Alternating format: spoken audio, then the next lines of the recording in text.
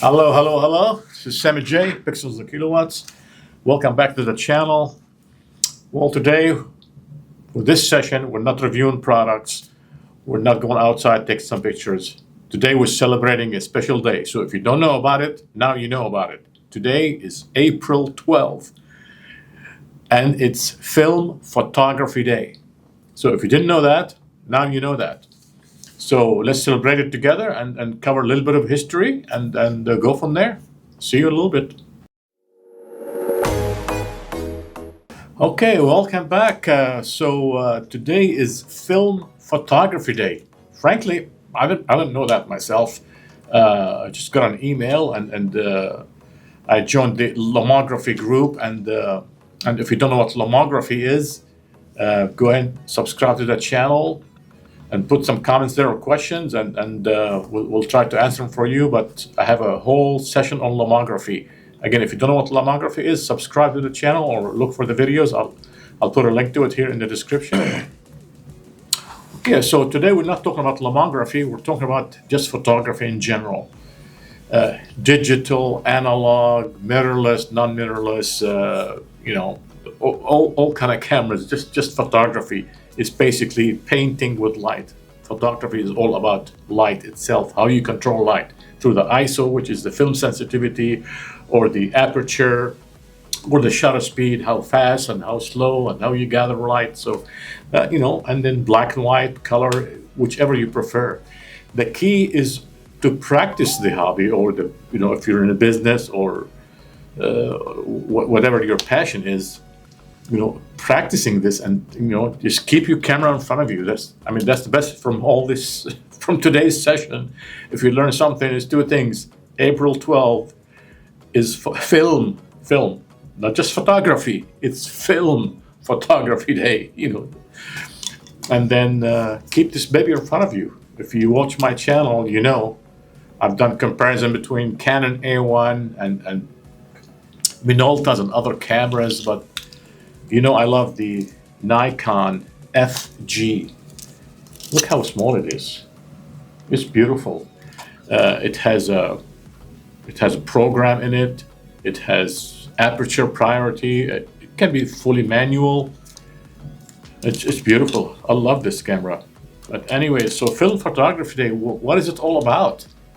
It's recognizing some great photographers. To excel in photography, and if you love this hobby and you specifically film photography and you're interested in it, research it, learn about the history. Anytime you learn on any subject, if you follow the history, if you follow the chronological order, how did it happen,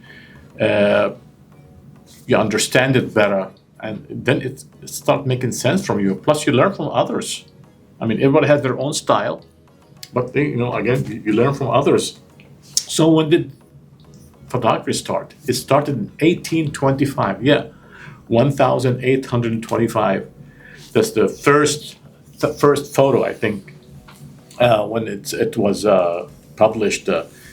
And is it on April 12th? I need to do more research on that. So is it April 12th, 1825? It is possible. If you disagree with me or you have more information, put it in the comments. Again, subscribe, follow this channel.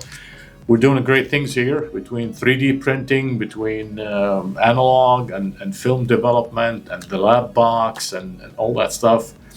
I started this channel in October of last year, so in a few months it'll be almost a year, and it's like, I just can't believe it. The more information I got and the growth and everything else, it's unbelievable. Who are some of the famous or the recognizable photographers? Vivian Maier. I don't know if I'm saying it correctly, but Vivian Maier. I'm looking at the list. Ansel Adams, Annie Leibovitz, and Margaret White. Just name a few. Get some books.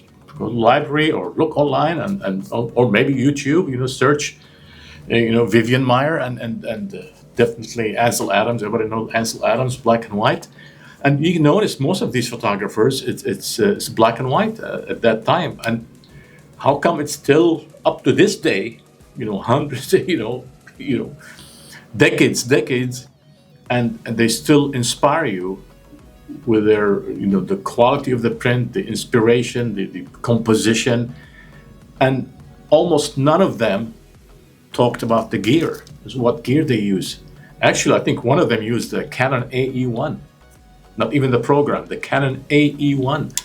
So do some research if you'd like to know more about these people and what kind of gear they use. I'll be glad to do that for you. And but nowadays we're just ingrained into, it's too much. I mean, you go look at you want to buy a camera now, it's like you have to do like 3 months research and get an analyst, and it's crazy. Between Sony, Canon, and Nikon, and Fujifilm, and Minoltas, and all these, it's just too much. And the manual is over 1,000 pages. I have a Canon R5. It's over 1,000. Who's going to sit down and read in this book this thick, read a 1,000-page manual for a camera to enjoy his hobby or maybe even his business? Again, if you follow my channel, 99.9%, yes, I don't want to say 100, all these analog cameras, none, not even one, the manual goes over 30 pages. And there's some even 10 pages. That tells you something. It's simple. It's focusing on what matters, not the feature. It's the black box, basically. What matters is the film, the sensitivity of the film. And preferences, grip, weight, fully manual, or either aperture priority or shutter priority. So what do we mean by shutter priority? That means you can adjust the shutter speed, and the aperture is fully, you put it on A, it's fully manual. And their aperture priority, that means the camera calculates the shutter speed and you adjust the aperture. I mean, like f1.8, you're gonna get a blur background. f16, f11, you're gonna get everything's clear. I mean, that's how simple this darn thing is. Don't get complicated. And the film is not dead. And if somebody tells you film is dead, they're just either living in a cocoon somewhere or in a cave. No. Just type in lomography. It's all over the world. Actually, lomography started in Prague, Czech Republic, yeah, with a Soviet era film. It's called Lomo. So, again, I was reading a book about photography and came through lomography and did a quick research. Actually, I traveled to Prague, Czech Republic, so subscribe to the channel, look at my other videos. I went to Prague, yeah. Free travel for you. And I went to the camera shops there. I was shocked. In Europe, it's amazing. I think they're more advanced into this. They're more serious about this. I don't want to compare countries now, but it's everywhere. Indonesia, India, China, everywhere. Film photography is excelling. And there's new cameras now. Again, follow the channel, subscribe. You'll see I'll talk about the Fuji, I think it's called Fuji 17. It came in 2024, 2025. This year, they're producing brand spanking new film cameras. And also there's the analog. It's called A1, analog A1. You pay, 5, 6 euros or $6, and you reserve yours. It's coming out June, July this year. So I'll have one full video when I receive the camera. I bought it. I put a deposit, an envelope like this when you pay the deposit, and here it is. Here it is. Right there. It's called analog. I think in the Netherlands. This is amazing. Beautiful camera. It's film analog. It has like LiDAR, and it's improved in some fashion, but again, the catalog will be 10 pages or less. So if you would like to know more about analog, the camera, or Fuji 17,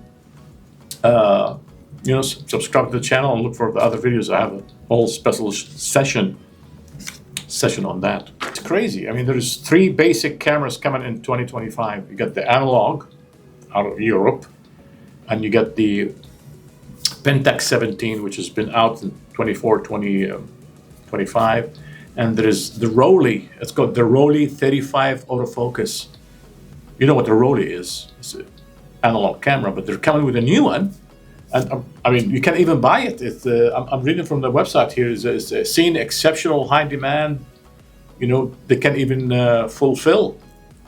It's going to arrive in June of this year. So again, you can go to Rollei.com. You know, look at the camera. You can even put its deposit and buy it. It's crazy. So why is that? It's a niche in the market.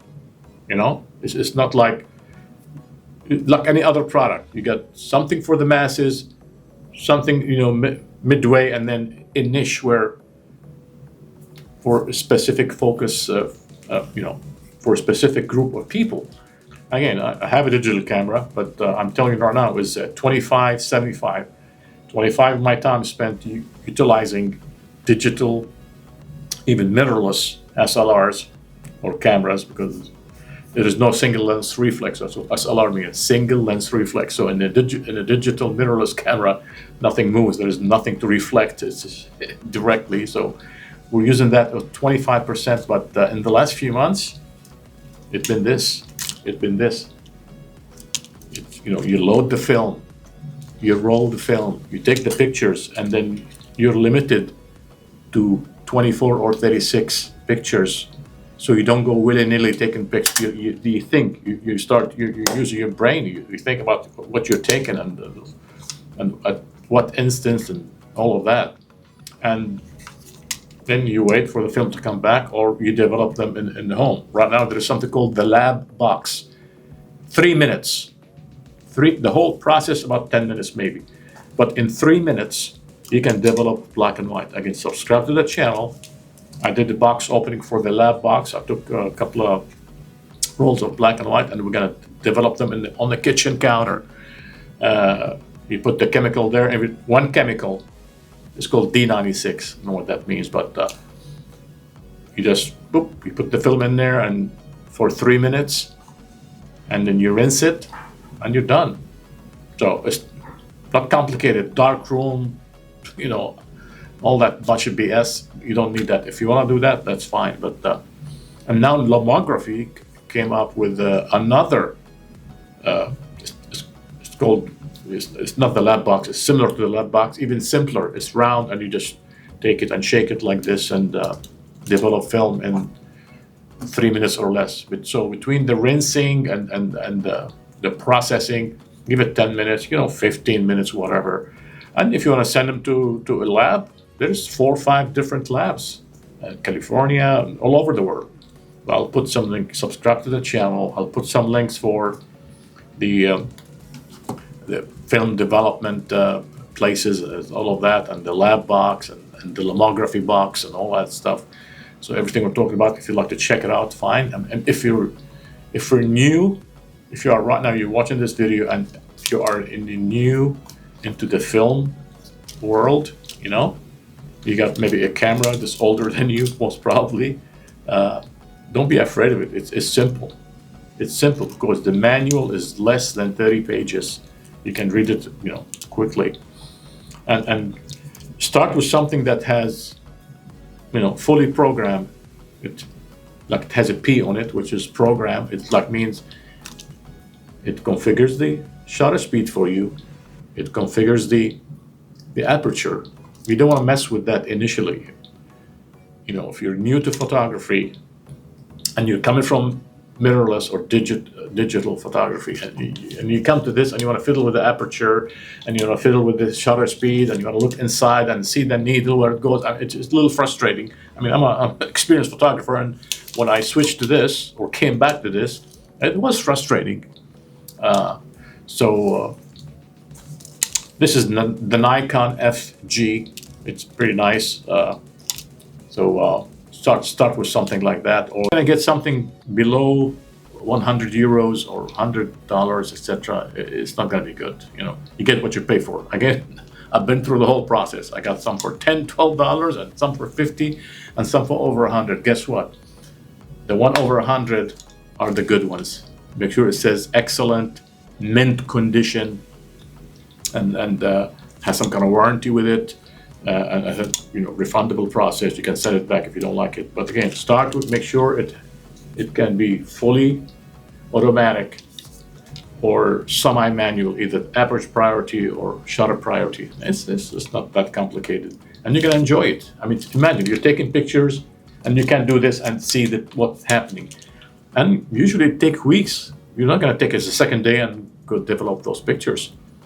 Even me, sometimes I have 3-4 films, and it's like they've been there for a few months, and then you develop them film, you send them, get them back. Amazing. Oh, it's the joy of seeing what you've done 3 months ago instead of instant gratification, doing that. And frankly, if you look at your pictures right now, I mean, let me know if I'm wrong. Put some comments in the comment description here. With the Android device or the iPhone device, all you see is just heads. I don't know, a lot of selfies, heads, and maybe a restaurant in the back, a mountain. I mean, it's all about people, and just nothing wrong with that, by the way. I mean, it's good, but I haven't seen something with composition because nobody's doing that. If you're doing that, that's fine. There's great folks there that actually making movies through the iPhone or on the Android device, and nothing wrong with that. Again, we don't want to be biased here, but we're just saying it's a process. With digital, there's no process. You click, boom, take the picture. With film, there is a process, and you're not going to understand how it feels until you do it. Instant lizard brain does not exist here. Instant gratification does not exist here. Patience, composition, calmness, mental health exist here. Right now we just want everything. Even we got ChatGPT and all of this stuff, and Copilot. We just want answers right now. When you're depending on the machine to give you answers all the time, what happened to the brain? When the brain is not moving, it's going to be dependent on the machine. I'm not saying ChatGPT and Copilot and all these AI are not good. I use them once in a while, and I want answers instead of searching now Google. You're doing ChatGPT or Copilot. That's great, but the dependency on those, then creativity suffers. Humans' emotions and creativity supersedes all this AI stuff. If something redundant and you want to do that, and great, get the machine to do it for you. Okay? It's like anything else in life. You see something made by hand and something made by machine where there's 1,000 or 1,000,000 gadgets, and there's something made by hand where there's only 4 of it. Which one you'd rather buy? The one that has time and effort and thinking and caring. Anyways, so April 12th, remember that day, put it on your calendar. Film Photography Day. If you're new to film photography, welcome. If you've been there for ages, welcome again, because it's a transformation journey. People were in this, they went to SLRs, they went to digital, and guess what? They're coming back to this. And it's okay to have both. Have both to work, you have a digital or mirrorless camera, it's fine, and have one of these. There is no absolute in life. Okay, I'm going to do this the rest of my life, or I'm going to do this. No. Give yourself some alternatives. Give yourself some options. Niche. It's a great niche. I love it. I love this thing. I'm not taking pictures right now. I'm just holding camera. It feels good. It feels good because there's history here. This is history. 20, 30, 40, 50, even 60-year-old cameras. They are still working. You wonder why. Okay, so we celebrated April 12th, film photography. So I'll put some historical perspective here towards the end, some pictures, recognize Vivian, Annie, and Margaret, and Ansel. So stick around, look at some of their work, black and white work, and most importantly, subscribe, support this channel, and follow this channel. We're going to be doing great things with 3D printing, film development at home using the lab box, and as usual, going in the field and taking some pictures. See you later. Cheers.